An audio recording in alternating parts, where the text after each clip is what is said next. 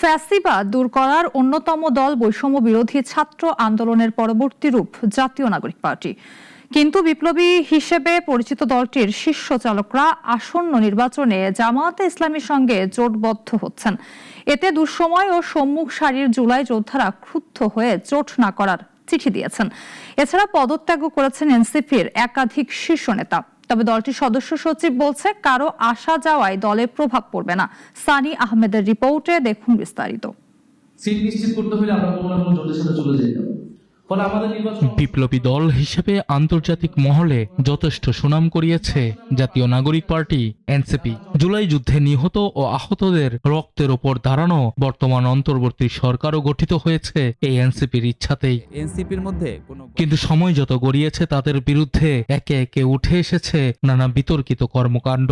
দুই ছাত্র উপদেষ্টার দুর্নীতির আলোচনা যতটা না ঘোলাটে হয়েছে তার চেয়ে বেশি ঘোলাটে হচ্ছে বর্তমান এনসিপির অভ্যন্তরীণ কোন্দল। চাই যে আমাদের রাজনৈতিক লক্ষ্য আদর্শ নিয়ে আমরা এককভাবে দাঁড়াবো, নির্বাচনের ফলাফল যাই আসুক আমরা জনগণের কাছে পৌঁছাবো।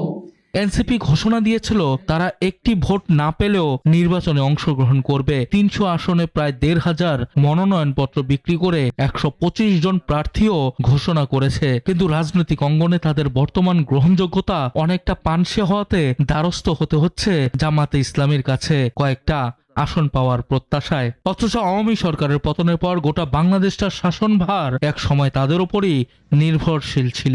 আওয়ামী লীগের ভোট নেওয়ার জন্য কিন্তু রীতিমতো বিএনপি এবং জামাত কম্পিটিশন করছে। জামাতের সঙ্গে এনসিপির জোটকে স্বাভাবিকভাবে নিতে পারেনি দলটির শীর্ষ কর্মকর্তা তাসনিম জারা, তাজনু বা জাবিন সহ অন্যান্যরা। অনেকে করেছেন পদত্যাগ, আবার ৩০ নেতাকর্মী দিয়েছেন দলপতির কাছে চিঠি, যেখানে লেখা জামাতে ইসলামীর সঙ্গে কোনো ধরনের জোট এনসিপির নৈতিক অবস্থানকে দুর্বল করবে এবং জাতির সঙ্গে হবে প্রতারণা।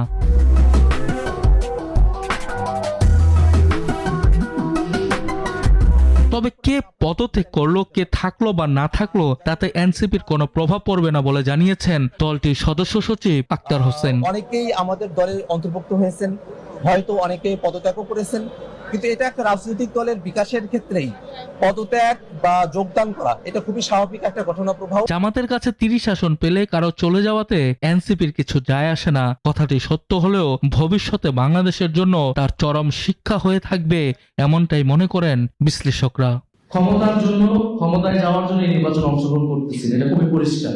সানি আহমেদ, নাগরিক, ঢাকা। নির্বাচন অংশগ্রহণ